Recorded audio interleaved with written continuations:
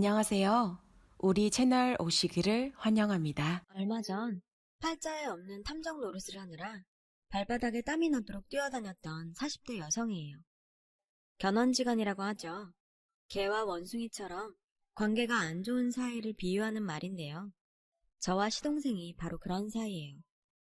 원숭이띠인 저보다 14살 어린 개띠 시동생은 만나기만 하면 서로 못 잡아먹어서 으르렁대거든요. 사실 시동생과 제가 처음부터 이런 사이는 아니었어요. 오히려 그 반대였죠. 사람들이 다정한 모자지간으로 볼 정도로 우린 각별한 사이였어요. 그리고 거기엔 가슴 아픈 사연이 있고요. 저희 시어머님은 시동생이 초등학교에 들어가던 해 세상을 떠나셨어요. 제가 시집왔을 때 시동생은 중학교에 다니고 있었는데 엄마 잃은 강아지처럼 주눅이 들어 잔뜩 움츠린 아이였죠. 엄마 정에 굶주려서 그런가 형수인 저를 유독 잘 따랐습니다. 전 그런 시동생이 가엾기도 하고 자꾸 눈에 밟혀 엄마 노릇을 자처하게 됐고요. 학부모 상담이나 입학식, 졸업식은 물론 수능 시험장에도 따라갔어요. 여느 집 엄마들처럼요. 생각해보면 처음 시동생을 본 그날부터 전 이미 어린 시동생을 아들처럼 생각했던 것 같아요. 모르긴 해도 시동생도 저를 엄마처럼 따랐던 것 같고요.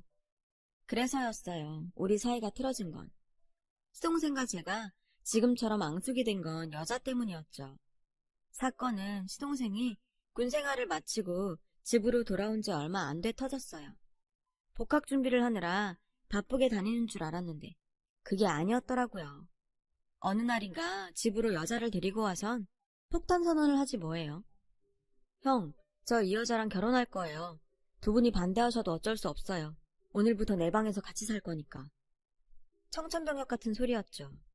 아들처럼 정성 들여 키운 시동생이 제대하자마자 결혼하겠다며 집에 여자를 데려왔는데 왜 안 그렇겠어요? 좋아요. 거기까진 100번 양보한다 쳐요. 근데 데려온 여자가 어지간했어야죠. 손톱만큼이라도 상식적인 사람이었다면 그렇게까지 반대하지는 않았을 거예요. 이건 뭐 가정교육을 받긴 했는지 의심스러울 정도로 엉망이었죠. 부모가 어떤 사람인지 궁금할 정도로요. 술집 작부 같은 옷차림에 담배를 얼마나 피워댔는지 몸에서는 담배 쩔은 냄새가 진동했어요. 게다가 어떻게 된 게 어른을 보고도 인사 한 번을 안 해요. 그냥 빤히 쳐다보고는 그게 끝이에요. 거기다 밥상머리에선 더 가관이었어요. 어른이 수저를 들기도 전에 자기가 먼저 젓가락 들고 지 입에 맞는 반찬을 죄다 지 앞에 끌어다 놓고 먹질 않나. 식탁 의자 위에 무릎을 세우고 앉아서는 휴대폰 들고 SNS를 하면서 지 입에 물고 있던 젓가락으로 반찬을 뒤적거려요. 아, 정말 같이 밥을 먹다 보면 밥맛이 뚝 떨어진다니까요. 하도 얄미워서 설거지 좀 하라고 했더니 뭐라는지 아세요? 식구땡 해야 돼서 안 되겠대요. 그리고는 제 남편한테 가서 담배 한 가지 달라고 그러는 거 있죠. 아, 다시 생각해도 혈압이 오르네요. 근데 이런 건 다 이해한다 쳐요.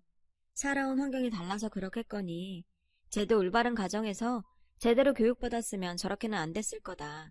가엾게 생각하고 참으면 되니까요. 그런데 정말 용서할 수 없는 건 제 시동생을 지 지갑처럼 생각한다는 거예요. 지 필요할 때만 열고 쓰는 지갑이요. 안 그래도 한창 엄마 손길이 필요할 때 엄마 사랑 못 받고 자란 것도 불쌍해 죽겠는데 하필 이런 여자를 만나서 평생 외롭게 살 걸 생각하니 도저히 가만히 있을 수가 없더라고요. 그래서 두 팔 걷어붙이고 결사 반대를 했죠. 내가 나쁜 년 되더라도 내 시동생은 내가 구한다는 심정으로요. 난 이 결혼 절대 반대예요. 그러니까 도련님의 마음 접어요. 아니, 하고 많은 사람 중에 왜 하필 저런 여자예요? 지금은 눈에 콩깍지가 씌어서 그런 거지. 그거 떨어지고 나면 분명히 후회한다고요. 이봐, 아가씨. 미안하지만 돌아가줘요. 솔직히 그쪽 우리 도련님 사랑하는 것도 아니잖아. 안 그래요? 그러니까 이쯤에서 그만하고 돌아가줘요. 그래도 전 최대한 정중하게 나가달라 얘기를 했어요. 근데 그랬더니 형수님, 정말 왜 이래요? 이 사람 제가 여기 오자 그랬어요. 제 손님이라고요. 근데 왜 형수님이 오라가라 해요? 그리고 저요, 애 아니에요. 제 결혼은 제가 알아서 할 나이라고요. 처음이었어요. 시동생이 저한테 화를 낸 건. 하지만 쉽게 물러설 수는 없었죠. 내가 오죽하면 이러겠어요. 결혼이요? 해야죠. 근데 적어도 결혼 상대는 제대로 골라야 된다고요. 내가 남의 집 가정교육에 이러쿵저러쿵 할 일은 아니지만 그래도 최소한 이건 아니죠. 어떻게 결혼하겠다고 온 사람 행동이 저래요? 식구땡이요? 나 참 기가 막혀서. 도련님, 정신 좀 차려요. 그러자 여자가 벌떡 일어나 시동생을 밀치며 화를 내더군요. 야, 내가 너 좋다고 쫓아다녔냐? 내가 너한테 결혼하자고 졸랐냐고. 근데 내가 왜 이딴 소리를 들어야 돼? 내가 왜 저딴 아줌마한테 우리 집 가정교육 소리를 들어야 되냐고. 아, 됐어. 암튼 짜증나니까 돈이나 내놔. 난 이런 집구석에 못 사니까 모텔이라도 잡게 돈 내놓으라고. 이건 뭐 적반하장도 정도가 있지 도저히 말이 안 통하는 애더라고요. 그래서 참다 못해 제가 한 소리 했죠. 이봐 아가씨, 지금 누구더러 돈을 내놓으래? 그쪽 잘 모텔은 그쪽 돈으로 구해. 이건 뭐 양아치도 아니고 삥 뜯는 거야? 뭐야? 아니, 지 행동은 저러고 다니면서 가정교육 탓하는 건 듣기 싫은가 보지? 경찰 부르기 전에 당신 이 집에서 나가. 당장 나가라고. 여자는 절 노려보더니 방에서 진가방을 들고 나왔어요. 그 모습에 시동생은 전전긍긍하며 여자의 손목을 잡아 세웠죠. 그리고는 절 향해 핏대를 세우더라고요. 형수가 뭔데 이래요? 내 인생 내가 살겠다는데 형수가 왜 나서서 난리냐고. 나 이제 성인이에요. 형이나 형수 동의 없이 결혼할 수 있는 나이라고요. 그러니까 제발 내 인생에 신경 끄고 형수 인생이나 사세요. 제 인생은 제가 알아서 한다고요. 순간 저는 남편의 손을 잡았어요. 남편이 시동생의 뺨을 치려 손을 드는 게 보였거든요. 생각 같아선 저 역시 매를 들어서라도 정신 차리게 하고 싶었지만 그랬다간 정말 돌이킬 수 없을 것 같아 참았어요. 적어도 남편만큼은 시동생과 등을 져선 안 되니까요. 악역은 저로 충분하니까요. 머리 검은 짐승은 거두는 게 아니라고 내 자식보다 애지중지 키운 시동생한테 이런 소리를 듣고 나니 가슴이 미어졌죠. 내가 이 꼴을 보려고 그동안 유난을 떨며 저걸 키웠나 싶더라고요. 믿었던 도끼에 발등을 찍혀도 이렇게 아프진 않을 것 같았어요. 그래서 결국 저는 짐가방을 쌌어요. 당신 똑똑히 들어. 나 이제 당신 동생이랑 같이 안 살아. 그러니까 당신이 결정해. 난지 아니면 당신 동생인지. 애 데리고 친정 가 있을 테니까 결정되면 그때 연락해. 그날 전 아이를 데리고 친정으로 갔어요. 그리고 한 일주일쯤 지났을까? 남편이 절 찾아왔더라고요. 시동생한테 월세집 보증금초로 3천만 원 쥐어주고 여자랑 내보냈다고요. 이번 일은 다 자기 탓이라며 자기가 동생한테 신경 못 써서 생긴 일이라고 자기가 잘못했다고요. 그리곤 지금까지 제가 자기 동생을 어떻게 키웠는지 알기에 제 마음을 100번 이해한다더군요. 그렇지만 자기 동생을 너무 미워하지는 말아달라고 울먹이더라고요. 그런 남편을 보니 가슴이 먹먹해졌어요. 결혼 후 얼마 안 돼 갑자기 시아버님이 돌아가시고 준비 없이 집안에 가장이 된 남편은 그동안 가장의 무게를 어깨에 짊어지고 맘고생이 많았거든요. 근데 결국 저와 시동생이 불화를 일으켜 이런 상황까지 치다르니 중간에서 정말 힘들었을 거예요. 저도 그 마음 모르는 바 아니죠. 그래서 이번 일은 여기서 끝내고 더 이상 왈가왈부하지 않기로 했어요. 그날 이후 시동생 보는 건 1년에 딱 2번 시부모님 제사 때뿐이었어요. 여자는 오지 않고 늘 시동생 혼자 왔죠. 저도 그 편이 낫다고 생각했고요. 괜히 와봐야 얼굴 붉히기밖에 더 하겠어요. 시동생은 날이 갈수록 몸이 야유어갔죠. 휴학하고 배달 일을 한다더군요. 몸은 고되지만 움직이는 만큼 돈을 벌 수 있어서 자긴 그게 좋다나요? 좋기는 개뿔. 몸은 황태처럼 말라가지고는 저와는 여전히 냉랭한 상태였어요. 아니, 오히려 그 이상이었죠. 평생 말대꾸 한 번 없던 시동생이 제 말에 툭툭 시비를 걸더라고요. 그뿐인 줄 아세요? 안 하던 반찬 투정까지 하는 거예요. 음식이 짜니 싱겁니 아주 웃겨서 정말. 그래서 저도 지지 않으려고 비아냥댔죠. 큰 소리 떵떵 치고 나가더니 사흘에 피죽 한 그릇 못 얻어먹고 사나봐요. 그리고 보증금은 언제 돌려줄 거예요? 돈 3천, 작은 돈 아니에요. 뭘 모르는 것 같아 한마디 하겠는데요. 결혼은요, 나이 찼다고 하는 게 아니라 제 힘으로 가정 꾸리고 이끌 능력이 생겼을 때 하는 거예요. 뭘 알지도 못하면서 큰 소리는. 그렇게 마음에도 없는 소리를 하면서 서로의 가슴을 후벼 팠어요. 3년 동안. 그런데 재작년 아버님 제사를 끝으로 더 이상 시동생이 오질 않는 거예요. 남편이 시동생한테 전화를 걸어봐도 시도만 갈 뿐 연결이 안 됐죠. 전의 일로 단단히 삐쳤나 했는데 그러던 어느 날이었어요. 평소 술 한 잔도 못하는 남편이 술이 떡이 돼서 들어왔더라고요. 여보, 회사에서 무슨 일 있었어? 말해봐, 무슨 일인데? 전 혹시 회사 일 때문인가 싶어 물었어요. 그런데 여보, 어쩌냐? 우리 재석이. 급성 백혈병이래. 그 불쌍한 놈이 형인 나보다 먼저 죽게 생겼다고. 순간 세상이 멈춘 것 같았어요. 그땐 정말 아무 생각도 할 수 없었어요. 남편 말이 거짓말이길 바랬죠. 확실해? 제대로 알아본 거 맞아? 정말 백혈병이래? 정말 얼마 못 산다고 그러더냐고. 의사가 그러더냐고. 전 남편의 축 늘어진 어깨를 흔들며 소리쳤어요. 믿을 수 없었거든요. 어떻게 그 멀쩡하던 사람이 갑자기 그렇게 돼요? 멜로 영화에서 여주인공 죽일 때나 쓰던 그 병을. 왜요? 20대 건장한 제 시동생이 왜 걸리냐고요. 남편은 제 손을 뿌리치곤 방으로 들어가 버렸어요. 다음날 전 병원으로 달려갔어요. 주치의를 만나 시동생 상태를 물어봤더니 급성 골수성 백혈병이라고 하더군요. 상태가 심각해서 장담하기 힘들다고요. 시동생은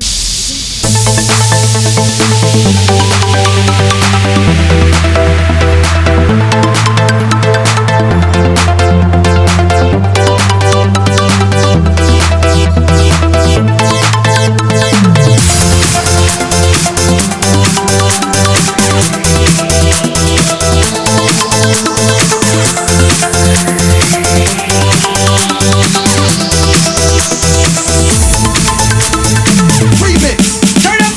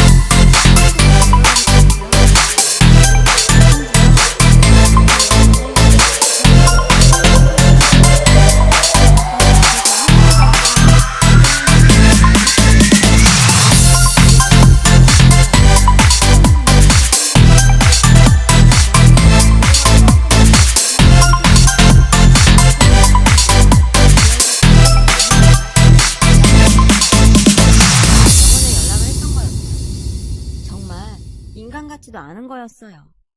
지금껏 시동생 등골을 빼먹은 걸로도 부족해서 아픈 사람 팔아 후원금까지 가로채다니. 귀신들은 뭐 하나 몰라요. 이런 거 안 잡아가고. 그래서 귀신 대신 제가 직접 그년을 잡기로 했어요.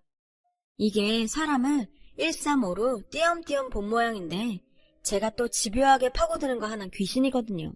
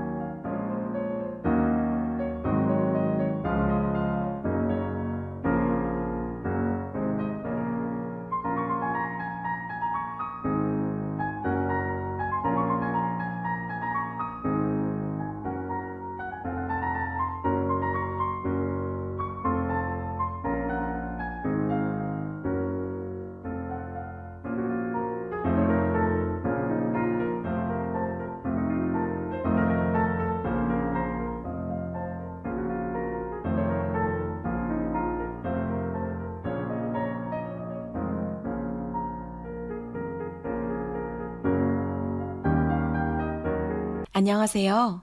우리 채널 오시기를 환영합니다.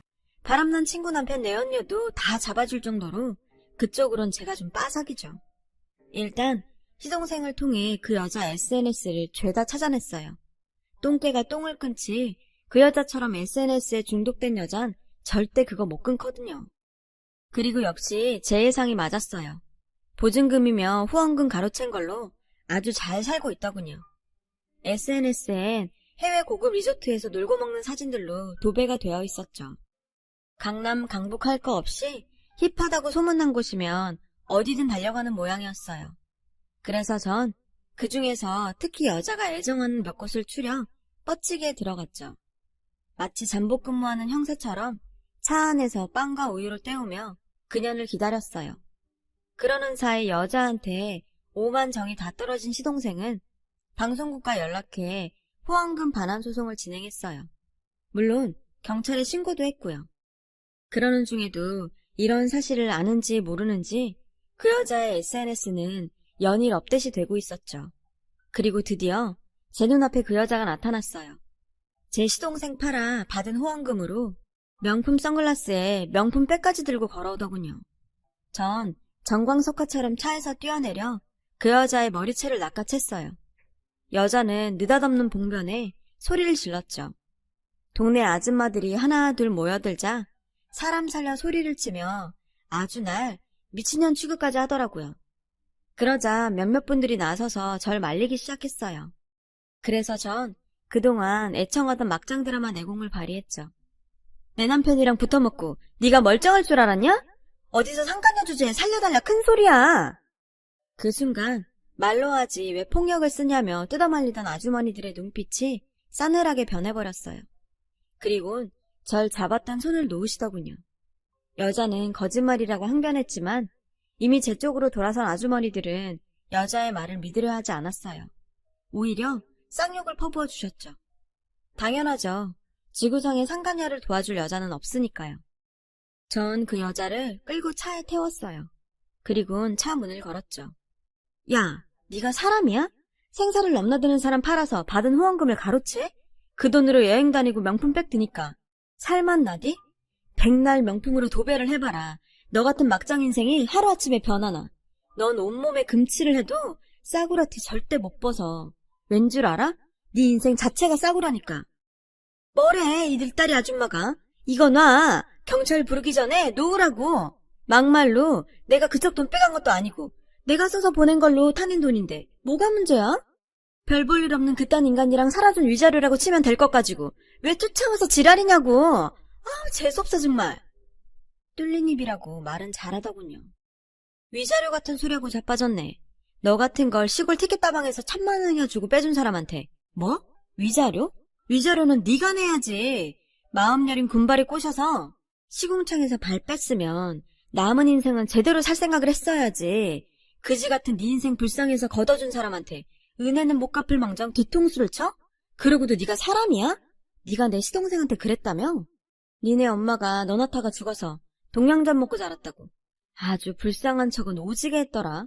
근데 죽었다던 네 엄마가 환생이라도 했니? 네 SNS에 댓글까지 달았던데? 돈은 시퍼렇게 뜨고 살아있는 엄마도 죽이고 지 인생 구원해준 남자도 팔아먹고 넌 정말 뭐가 되려고 이러니? 암튼 네 자력으론 도저히 갱생이 안 될 것 같아서 내가 공권력의 힘으로 교화시켜주려고 하니까 감사하게 생각해라. 그리고 네가 들고 튄 보증금 3,000만 원 그거 내 남편 돈이거든? 그래서 남편이 너 절도죄로 신고했어. 그리고 방송국에서 받은 후원금 말이야. 시동생이 방송국이랑 합심해서 반환 소송 냈다니까 그 돈도 물어줘야 할 거야. 몇 년간은 바깥 공기 못 쓸 테니까 지금 쉼호흡 실컷 해둬. 알았어? 지금까지 뻗대던 여자는 제 얘기를 듣곤 손이 발이 되게 싹싹 빌며 용서해달라고 울고 짜더군요. 하지만 이런 얕은 쇼에 넘어갈 제가 아니죠. 현재 그 여자에 대한 재판은 진행 중이에요. 그 사이 거의 대부분의 돈을 유흥비로 탕진해서 후원금을 돌려받기 힘들 것 같더군요. 제 남편이 줬던 보증금이요. 그건 제가 그 여자네 부모 찾아가서 일부 받아냈어요. 나머지 1,000은 분할해서 갚겠다더군요. 자기 자식이 벌인 짓이니 갚겠다고요. 시동생은 다시 복학을 준비 중이에요.